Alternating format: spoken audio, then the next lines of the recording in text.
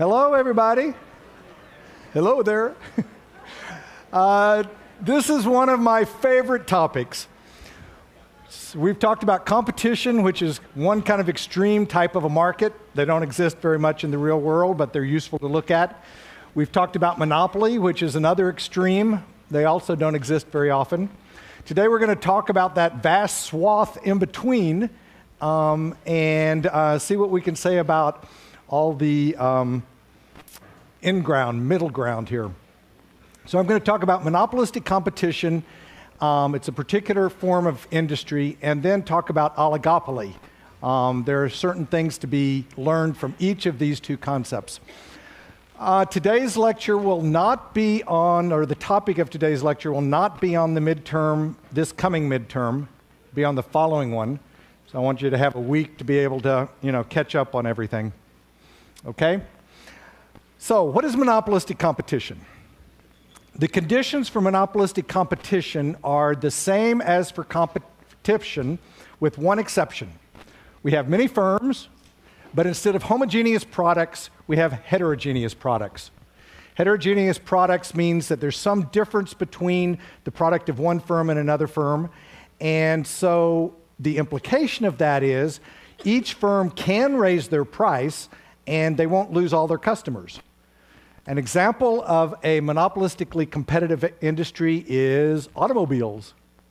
There are lots of car manufacturers, and each one creates a slightly different product. If Toyota raised its price, it wouldn't lose all of its customers. Some people would still buy Toyota because they like the characteristics of those vehicles and don't want to switch to something else. So we have similar products, but not exactly the same. We also have free entry and exit, just like in competition.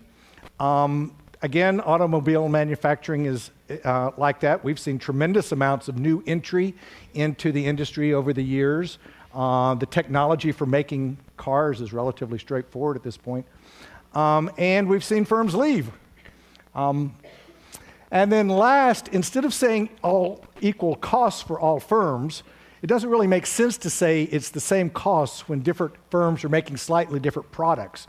A different product with different attributes will cost different amount. But what the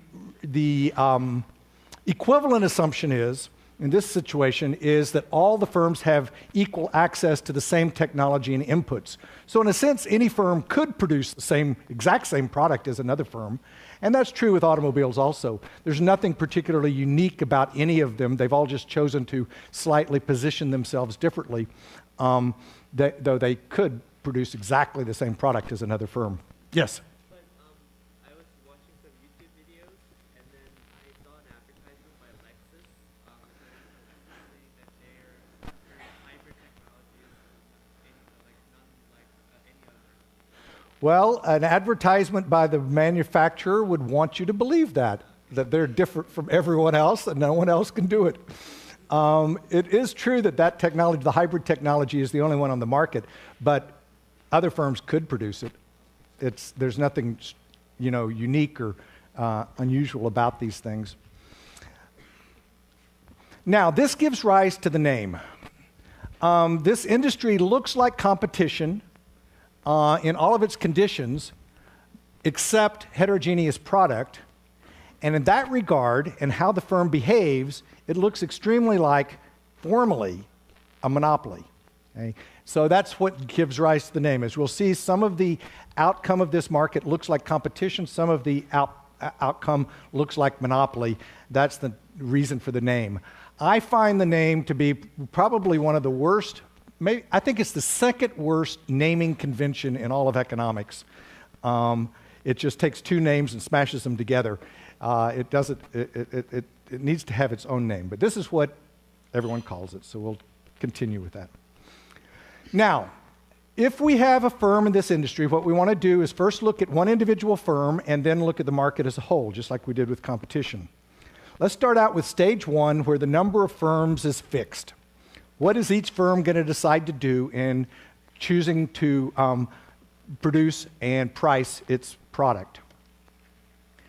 First thing to note is, since each firm produces a heterogeneous product, it actually faces a downward sloping demand curve for its product. If it raised its price, it would not lose all of its customers. And if it lowered its price a little bit, it's not like all customers who were buying from other firms will immediately go to this firm. Some of them will stay. So if the firm lowered its price, it would get more customers. Some people, if Toyota lowered its price, some people would switch from Honda, but not everyone. And people who are already buying, other kinds of cars like Corvettes or whatever would not switch at all, maybe. So we have, instead of a flat demand curve, which occurs with homogeneous products, we have a downward sloping demand curve for each firm. In this sense, it looks formally, from the firm's perspective, exactly like a monopoly. You have a downward sloping demand curve. At a given price, there's a maximum amount that the firm can sell that's determined by the demand curve for that product. And if the firm wants to sell more than that amount, it's going to have to lower its price. So if the firm wants to sell an extra quantity, then it's going to have to lower its price. And just like for a monopolist, that lower price means that it's getting less money from all the people who would have bought it at the higher price. So the marginal revenue curve, just like as a monopolist, is below the demand curve. If you want to increase your quantity by one unit of output, the firm has to reduce its price. And that reduced price means that it's getting less than the current price for that one extra unit, plus it's losing a little bit of money on all the, relative to what it could have gotten on all the previous units. So marginal revenue, just like as a monopolist, is below demand. We have the decision of the firm, again, looking exactly like a monopolist from a formal perspective. Marginal cost is equal to marginal revenue is the point where the firm's going to choose. The firm will increase output whenever its revenue from increasing output exceeds its extra cost, and will continue to do so, getting profit from each step until it moves to this point. At that point, it'll quit because it doesn't want to produce where marginal cost exceeds the extra revenue it gets. Then, given that it knows how much quantity it wants to sell, it will price at the highest price possible to sell that output, and that's right off the demand curve.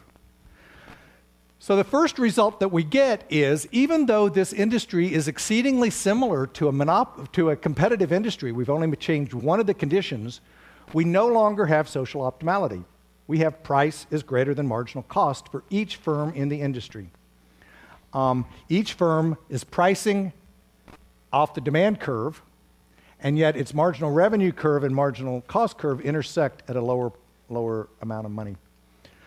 So all we needed to do, this shows that this again points out the critical element of homogeneous products in a competitive market. Again, it's not a large number of firms, because we've got a large number of firms here. We just have heterogeneous products, and we no longer have the socially optimal output. So in this way, it looks like a monopoly. We have each firm then would make profits. You just draw in the average cost curve to see how much profits it's going to make.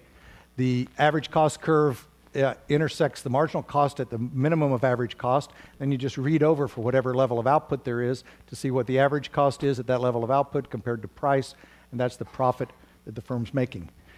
If the firm were making negative profit, it'd just not be in business. It'd leave eventually. So we can assume it's positive. Now, firms can enter and leave, and that's actually an introduction to it.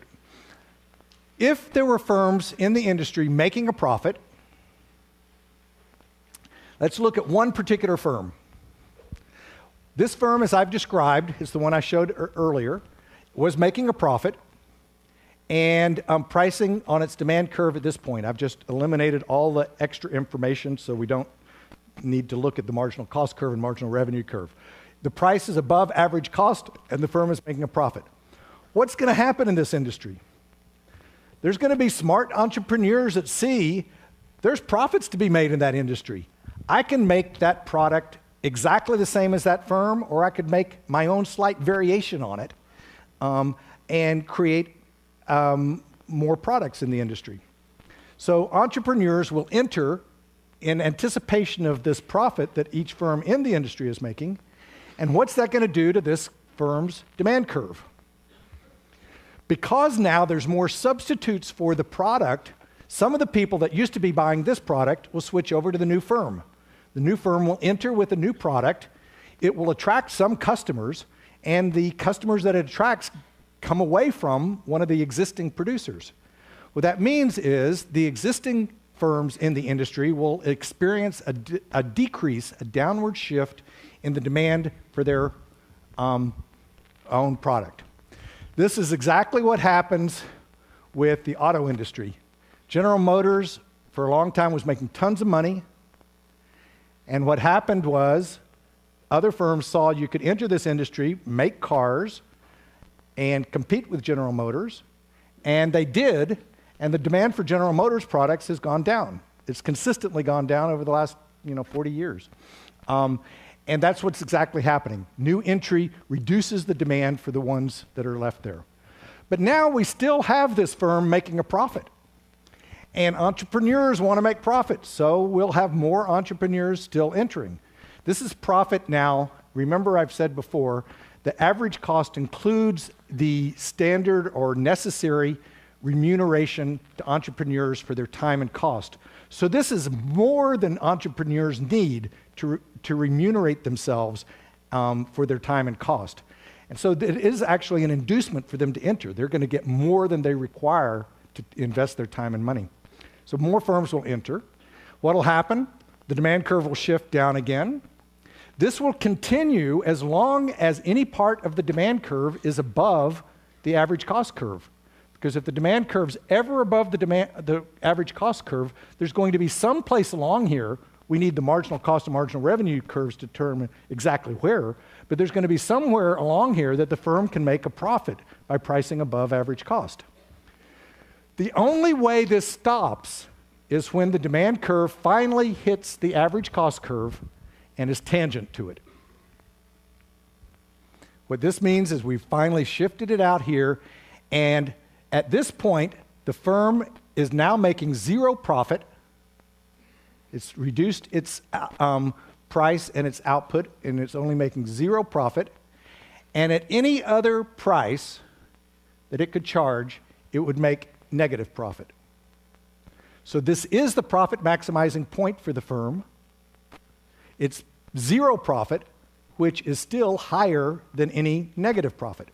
And that's just the minimum necessary to keep the firm continuing, the entrepreneurs to continuing investing their time and money, because that's what zero profit means, that you get just the minimum necessary to remunerate the entrepreneurs for their time and capital. And that's where it will stop. Then there'll be no new entry. Notice that it doesn't matter what the slope of the demand curve is. It will always move over to a point of tangency, where it just touches the average cost curve at one point. Why is that? Could there be too many firms that overshoot and then Yes, you could, just like in competition, you could start out with this demand curve and then tons of firms enter and you lose money. And then firms leave and they start making money. That's what's happened in the auto industry. We've had a lot of entry that caused a lot of firms to lose money, and now they're consolidating and some firms going out of business and moving back up. Yes? Okay, why is it that you have to end up at a point of tangency? No matter how you draw these average cost curves, you can make them sloped, you can make them curved, whatever. It has to be a point of tangency. A tangency point means it touches at one place. If it's not tangent, it actually cuts through the average cost curve and comes out someplace else, right? That's what not tangent means, that it somehow cuts through at one place and then cuts through at another place also. If the demand curve does that, then that means there is a region of the demand curve that is above the average cost curve that will generate positive profits. For example, this one right here, it cuts there, and somewhere all along this area, the firm can make a positive profit. We can do calculus to figure out which is the profit maximizing point, but we know all of these generate a positive profit. So if there's ever not a tangency, but a slicing through of the average cost curve, of the demand curve through the average cost, then the firm is still making positive profits. The only way it ends up profit maximizing at zero profits is when there's only one point on the average cost curve that it can be at, And that's where it chooses to be, making zero profit. Every other point allows negative profit. Yeah?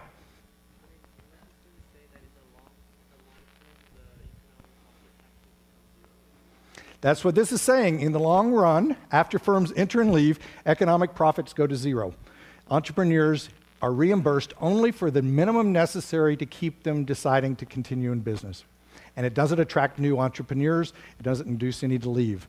This is where most industries end up. Automobiles are like this, or certainly moving towards it. They're still making negative profits in a lot of for the firms, and so they're moving towards it. Appliances, TVs, companies that make TVs don't make a lot of money. There's lots of them. As soon as any firm starts making money on a product, other firms enter and take away part of their demand, and eventually profits go down to not zero in an accounting sense, but zero in the sense of just minimally necessary to keep entrepreneurs still providing their capital. Yeah?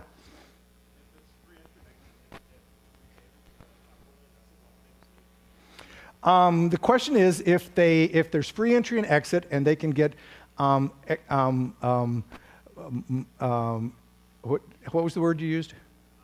Reimbursed for their capital, why don't they just leave? It's practically definitional. If an entrepreneur could get a higher return on his or her time and investment somewhere else, then they would leave. And that higher return then becomes the minimum necessary to keep them keeping their capital here. So if they're making 2% profit here and they know of another opportunity where they could make 6% profit, then 2% is actually a negative profit, economic profit, because it's less than their opportunity cost. It's less than the minimum that's necessary to keep them continuing to give their capital. This is an interesting thing. From an accounting point of view, you would think that's a circular definition and hence not implementable. And that's true. You can't add it up. But what it tells you is, from a social perspective, what we care about is how do industries operate. We don't care to actually measure the profit necessarily. What this tells us is we will end up where entrepreneurs are getting the minimum necessary to keep them continuing to provide their capital, whatever that is. And that will depend on all their other opportunities, of course. But we won't ever be paying entrepreneurs more than what's minimally necessary. And we won't be, just like all the other inputs. Everyone's paid just what they're, is required to pay them. Yes?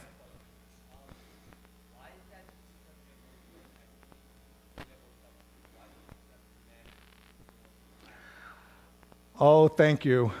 I love you. Let me go through my last slide here and come back to that point, because that's a very, very fundamental point. And I want to raise that.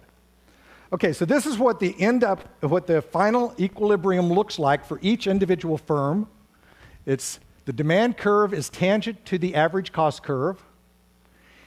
The marginal cost curve intersects the marginal revenue at that point of tangency, at the same level of output as that point of tangency. And what's interesting here is that each firm sees that if I could just produce more output, my costs would go down. I'm on the downward sloping part of my average cost curve. General Motors thinks if I could just sell more output, I would have lower costs. I've got this big factory. It's relatively cheap for me to produce extra cars now that I've already got the factory. I wish I could increase my output. But the only way it can increase its output is to lower price so much that it actually loses more in reduced revenue than it would gain in reduced costs. So essentially, the slope of the marginal willingness to pay curve, how much it has to lower its price, is greater than how much it would get from reducing its average cost. So each firm is in this strange paradox that it thinks it would be advantageous to get more customers, but the thing it has to do to get those more customers, it's not willing to do because it's too costly. You have to lower the price too much. I actually have a paper on my website, if you want to see it, about the big three auto companies and how they're losing market share. General Motors and the big three automakers could maintain their market share if they wanted to, but they would have to lower their prices so much that they would make less money than they're making now. So even though they're losing money now and losing market share, that's better than keeping market share and losing more profit. And that's exactly what is going on here. Now, one thing you should recognize, a thing I've put on exams before, I'm probably not going to put it this time because I'm telling you about it, but why does this intersection have to be exactly below that one? You could actually draw these graphs, like I could draw this marginal cost curve where it intersected there. If I did, then the curves would be inconsistent with each other. We know that this is profit maximizing, just by our calculus before.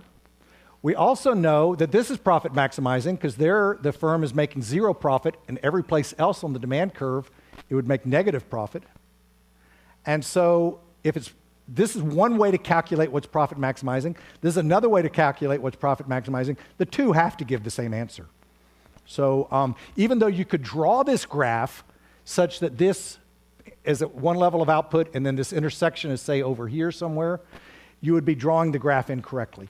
The curves can't mathematically relate in that fashion. They have to relate in the fashion that I've described. What you end up with is the outcome of monopolistic competition is we have price greater than marginal cost, which is the same as monopoly.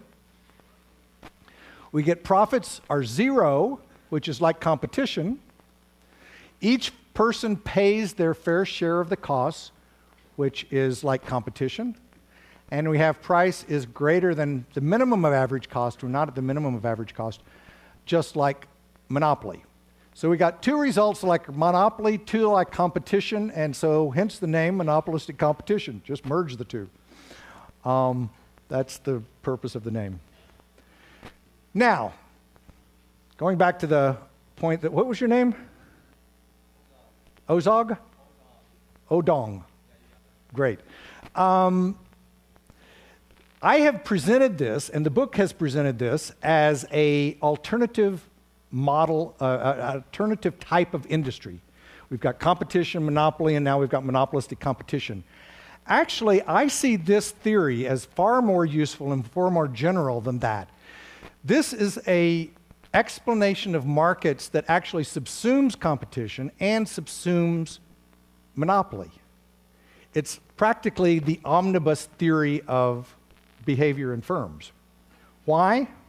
Going back to your point. This is the equilibrium with the downward sloping demand. As the product becomes more homogeneous, then what's going to happen to the demand for each individual firm? If other firms start producing products that are similar to this firm's product, this firm's demand curve is not just going to shift in, it's going to tilt down, becomes less steep. So as the products become more and more homogeneous, less heterogeneous, eventually the demand curve is going to become less steep, and you're going to ride down this, and where it's the demand, if you redrew this graph with the demand curve absolutely flat, which is what happens with perfectly homogeneous products, you get exactly this graph with the tangency point at the bottom of the average cost curve. So essentially, this is a theory that explains all types of behavior, all degrees of heterogeneous products, and the degree of heterogeneity is captured in how steep the slope is. You could perhaps reach this zero profit with only a few firms producing fairly distinct products, in which case you would have a downward sloping demand curve that's fairly steep, but still tangency. But it's also possible, depending on how much demand there is for the general class of the good, to have lots of firms entering with more and more similar products, and eventually they become homogeneous, and each entrant with more similarity to a previous firm reduces the slope of the demand curve of the existing firm, and the limit is a competitive industry. So in a sense, a competitive industry is a limiting case of monopolistic competition where the heterogeneity has been decreased to zero. You can have any degree of heterogeneity in this market. Zero heterogeneity is one of those outcomes. So does everyone recognize that if we redrew this graph with the demand curve flat back here, down here, that would look exactly like the graph I showed you for competition. Marginal revenue is equal to demand, is equal to price when the flat demand curve's flat. And so these two curves would get closer together. They'd go like that, get closer together, and become one and the same and flat at tangent at the bottom. So this is actually explaining competition also. We could have skipped the lectures on competition and simply started here and explain what happens as you get greater heterogeneity as a kind of special case of this.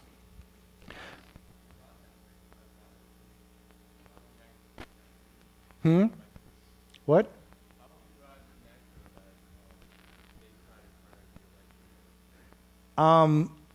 Why would I draw it that way? Why wouldn't I?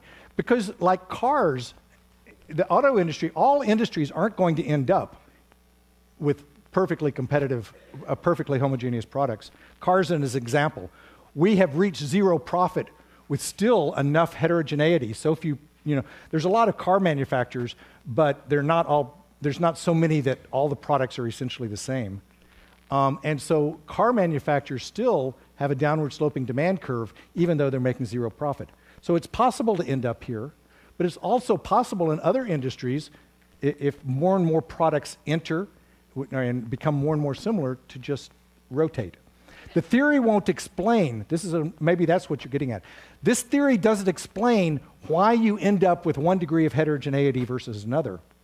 But it does explain that for any degree of heterogeneity, it's just represented by how flat that demand curve is and where you rotate down on this average cost curve.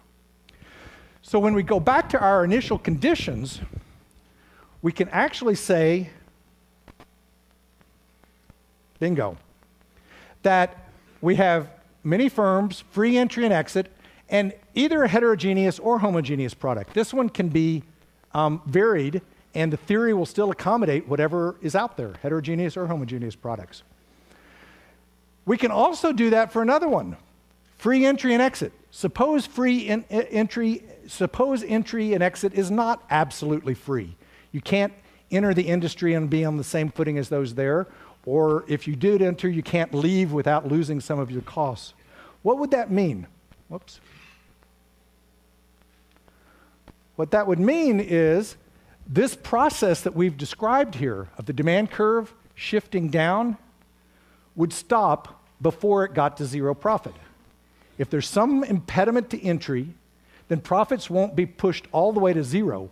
There'll still be some positive profits made, and yet entry wouldn't be induced because there's something that prevents entry. It's harder for firms to enter and compete with those that are there than the ones that were originally there, or the people are afraid they can't recoup their losses, their costs when they leave, something. So in a sense, we could use the exact same graph to describe varying degrees of how easy it is to enter. If it's absolutely blockaded entry, then we just stay where we originally were. There's nothing that changes. Whoops, yeah. If there's blockaded entry, then that's the final graph. And what is that? That's the same as a monopoly. Each firm is essentially a monopolist in its own little product with blockaded entry. So this explains monopoly as well as competition as limiting cases of this theory when you allow the conditions to actually be varied. Heterogeneous product can be heterogeneous or homogeneous, and depending on how homogeneous it is, the demand curve for each firm becomes more and more flat. Free entry and exit, you can have it as free or as not free as you want, and the degree of free entry determines how far it pushes down towards zero profit. Equal access to technology, in a sense, can be seen as an aspect of free entry. If you don't have access to technology, then it's not actually free entry because you can't enter, you can't produce the same product. Now, you really don't have, so this becomes, in a sense, an omnibus theory for the whole thing, and I like it for that. Joan Chamberlain? I have blanked on her name. Who's the woman who developed this, Marquis? God, she's this legendary Cambridge University professor. Anyway, I'll remember it.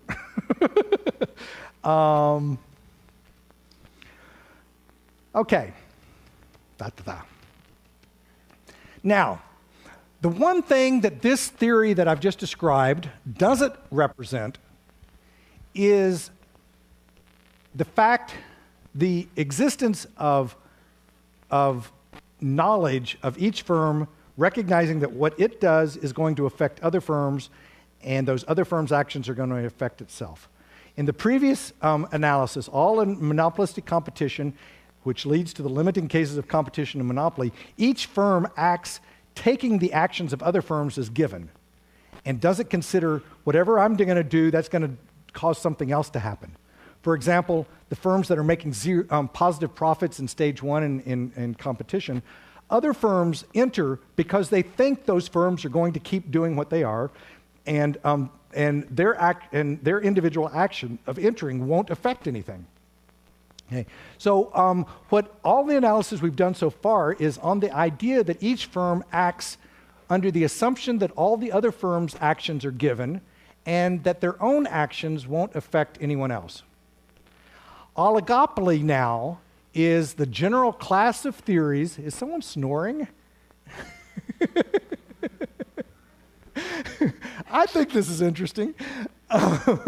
Anyway, oligopoly is a general class of theories that explicitly recognizes the interdependence among firms, where the firms each acknowledge that my actions affect you, your actions affect me. We have to consider that, or I have to consider that in my own decision making. So oligopoly now is the set of theories that essentially expands over that previous stuff we've talked about to acknowledge these interactions. Now, the theory of oligopoly is vast. You can take an entire course on this, Econ 121, when you have later, if you want to go further in this field. Because as you can imagine, there's all kinds of issues that arise when each firm thinks that they're going to do something because I'm going to do something because they're going to do something, da-da-da-da-da. You start getting this hall of mirrors reflection going on. So you have lots and lots of different theories. Here, I'm not sure these lists of conditions are that useful. Essentially, with few firms with either heterogeneous or homogeneous products, barriers to entry, you always recognize the interdependence among the firms. That's the main thing. The types of behavior that are the prominent ones in this situation, and I'm going to talk about, are collusion and competition among firms, even when they recognize their interdependence. And then I'm going to leave this all other possibilities for you to read about in the book. There's some there in the book, and also for your later taking of courses. But I think the main question here is, truly, if firms recognize their interdependence, there are essentially two outcomes that make sense from a profit maximizing point of view. The first outcome is clear. We've talked about this before. Collusion. If we know our destinies are intertwined, we're best off conferring with each other, maybe not even explicitly, but acting in a way that benefit both of us and then sharing the pie. Make the pie as big as possible, and then there's going to be some way to divide it among ourselves to make each of us better off than we would have been in any other condition. So collusion is clearly a profit maximizing action. And in some sense, you can think that in this situation, it's the only profit maximizing situation. It's the only thing that would make sense, and anything other than collusion is is not consistent with economic theory of maximizing behavior. Now, collusion is illegal in the United States. However, as I pointed out before, especially with a small number of firms, it's relatively simple to act in a collusive way without discussing it. If you both know your actions are interdependent and that you're both better off acting in unison with each other rather than trying to compete, then you'll just do that. It's a natural thing to do. So collusion does exist. It happens all the time, and yet it can't be proven in court, and so the firms can't be found guilty. What is interesting, though, is that there are situations in which, in some strange sense, it is actually impossible to have collusion because the profit-maximizing motive of each firm operates against its own profit interest. It's a bizarre setting. And that's when, in those settings, actually the firms will compete with each other, driving their marginal costs down to prices down to marginal cost, and will not make as much profit as they concluded. So you should be asking yourself, how is it that firms can be so dumb as to compete with each other when it's obviously in their best interest to not compete, to collude? And that's what I'm now going to talk about. How many of you have heard of the prisoner's dilemma? Hey, it is a concept that is pervasive. It explains so many things in the world. It's just amazing. It's a great example of how your individual interest actually operates against you. It's a bizarre. It's practically the flip of competition, where all of our selfishness brings about desirable social good. Here, all of our selfishness actually hurts ourselves. So I'm going to explain it in terms of the prisoner's dilemma. Strangely, the example of prisoner's dilemma, I think, is a little bit forced, the prisoner setup. But in a pricing setting, which we're going to look at next, it's actually not forced at all. It's a very natural application of this. Okay, so what's the prisoner's dilemma? You got two people arrested by the police. They're charged with they are found to have drugs on them, and the police are trying to charge them not only with possession but with dealing. And they put the two people in their separate cells and interrogate them individually. So each person here can either confess, yes, we're dealing drugs, or not confess, we're not dealing drugs. The drugs were found on them, so the possession is not an issue. That's given. It's only whether they also are dealing drugs. Each person can choose to either confess or not confess. And this is what will happen to them under each situation. The top left is this person over here. The bottom right is this person over here. So if they both don't confess, they'll both get 5 years for possession. If they both confess to dealing as well as possessing, then they're both going to get 10 years because not only did they possess, but they, were dealing.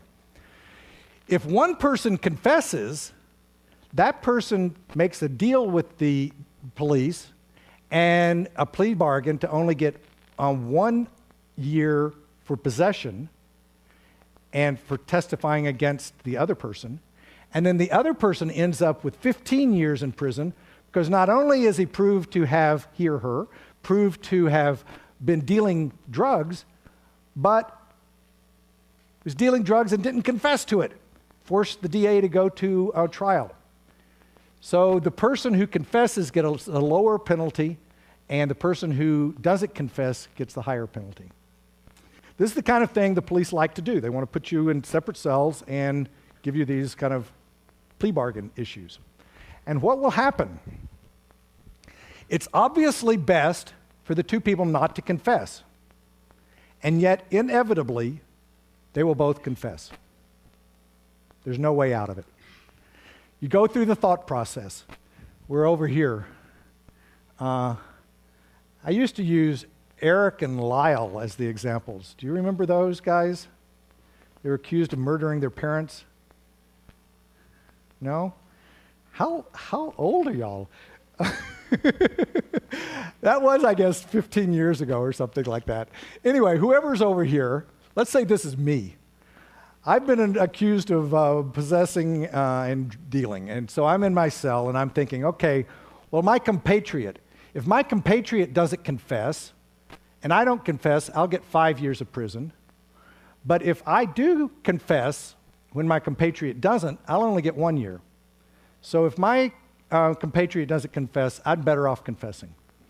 Now, what if my compatriot confesses? Well, if he confesses, I sure better confess, because otherwise I'm going to end up with 15 years. And so what I then see is, I've gone through the two possibilities. If he confesses, I'm better off confessing. If he doesn't confess, I'm better off confessing. I'm better off confessing no matter what my compatriot does. I'll confess. My compatriot does exactly the same logic, and he confesses. And we end up here. No way out of it. And then I think, I'm sitting in my cell thinking, if I confess, given my logic, I know my friend, my compatriot's going to do the same logic I'm doing, and he'll see that it's best to confess, and we'll end up here. And he will know that we'll both end up there because he'll know that I'm doing the same thing he's doing. He must then know that it's better for both of us not to confess. So now I'm not going to confess, and I'm going to trust my compatriot to have gone through the same logic I've gone through and not confess. So I don't think I'm going to confess. And then you think, but if my compatriot's not going to confess, I could confess and get out with 1 year. And then it strikes you, my compatriot's going to think the same thing.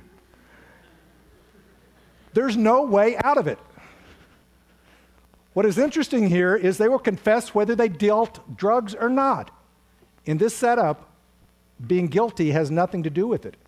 They will confess because it's in their best interest, not because it will be in their interest to confess, and yet they end up worse than if neither of them had confessed. How many of you all have read The Crucible, about the witch hunts? Yeah. This is an example of the strength of this prisoner's dilemma. The horror that was going on then was not the belief in witches. We think we're immune to this problem of the crucible because we don't believe in witches. That was not the basic problem. The problem was people were put in a position where they had to confess to things that we now know they couldn't possibly have done. They couldn't be witches.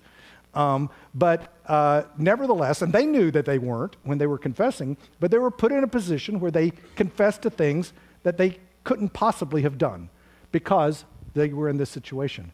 And that is still, it's not that used that much in our legal system now, but there's variations on this that are still used. And so it points out the importance of, if you're wanting to get at truth, not using this kind of prisoner's dilemma for prisoners. What's more important about this, though, is not necessarily the legal system aspects of it, but the bizarre implication that each person acting in their own interest ends up doing something that's against their interest. Somehow, they end up both with 10 years in prison, whereas they would both really be better off with only 5 years in prison. This is a bizarre thing.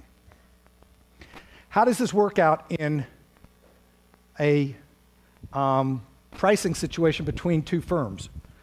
OPEC is a great example. OPEC is the Organization of Petroleum Exporting Countries, and they meet periodically to set prices. They try to keep the price of oil high under a collusive agreement. It's done outside the United States, so it's not even illegal. They try to set prices high. What inevitably happens is, as soon as they sign the agreement or come to an agreement, people start cheating on it. And OPEC is notorious for having ineffective collusion. And it's exactly because of this prisoner's dilemma. Let's say we've got Saudi Arabia and Iraq here. If they both keep their prices high, they're only all going to make 6 million or 6 trillion, whatever, numbers you think. If they both keep their prices high. But Iraq knows that if a lot of oil is sold without public notice. You just fill up the tanker, charge people money. It's not like Saudi Arabia is necessarily going to know what Iraq's doing. Anyway, so Iraq knows if I lowered my price a little bit, I would steal a lot of the customers that Saudi Arabia was serving. They'd come to buy from me instead. I would end up making more money at a slightly lower price by undercutting my competitor. My competitor would make a lot less money, but I don't care. I'm making more money. So Iraq would think, if Saudi Arabia keeps its price high, I would be better off lowering my price because I'd be able to steal customers away from Saudi Arabia. If Saudi Arabia lowered its price, well, I better lower my price also to match that, or else I'm going to lose my customers. So no matter what Saudi Arabia does, I'm better off lowering my price. And so I will.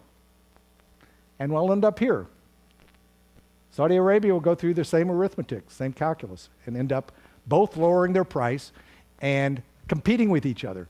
They will continue lowering price until price is equal to marginal cost, because no one wants to sell more output after price is equal to marginal cost, because then they'll start losing money. But as long as price is above marginal cost, they're going to want to sell more output. And so they will keep shaving price until price is equal to marginal cost. So what you end up with is the outcome of this prisoner's dilemma in an oligopoly situation is that each firm will end up pricing at marginal cost as if it were competing, even though all firms know that they'd be better off colluding. And it's just an inevitable outcome of the setup of the situation. Well, now you should be asking yourself, how is it that any firms collude? How many of y'all are asking yourselves that? Why don't all firms end up like this? This is the main thing you want to bring from this example. When does the prisoner's dilemma exist? And when does the prisoner's dilemma not exist in the real world? In situations in which the real world sets up a prisoner's dilemma for the firms, then they will end up competing with each other and driving price down. In the real world situations where a prisoner's dilemma doesn't exist, then they will collude. I think that's basically, after my years and years of working in industrial organization, what I really think the main distinction. All these other theories of pricing are relatively minor compared to that basic concept.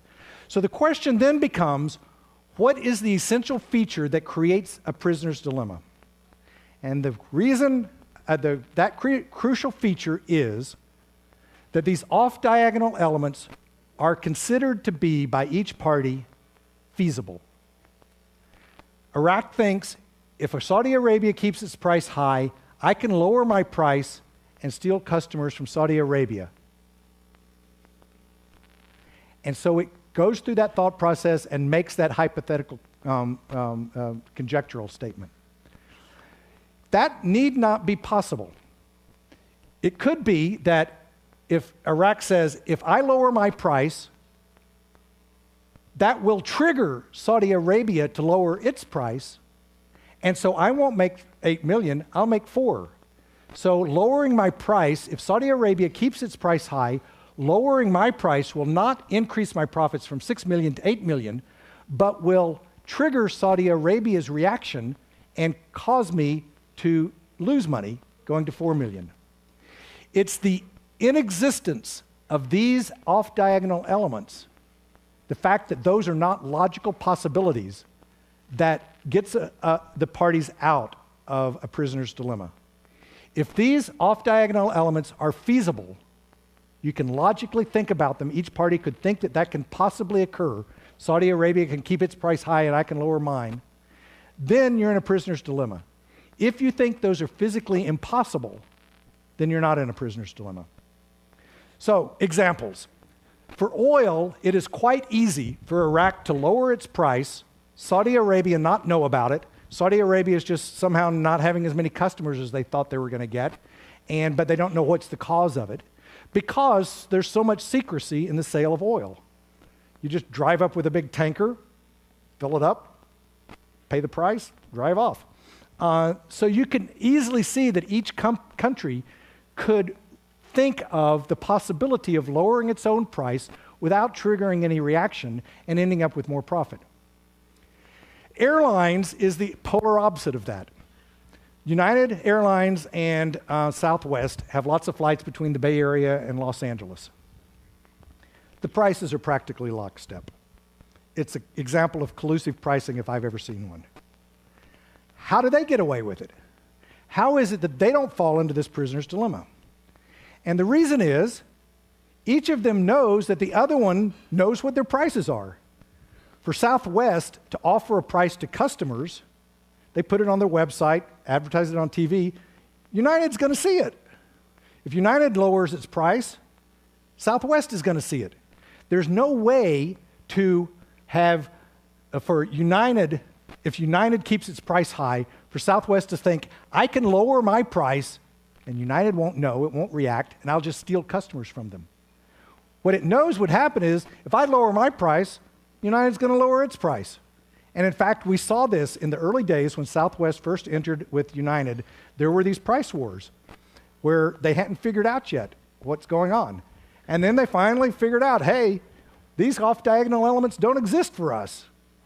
And they've been able to keep their prices high ever since.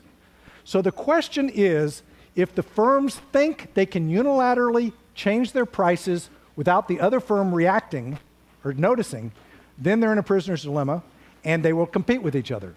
Otherwise, they will collude. Thank you. See you on Monday.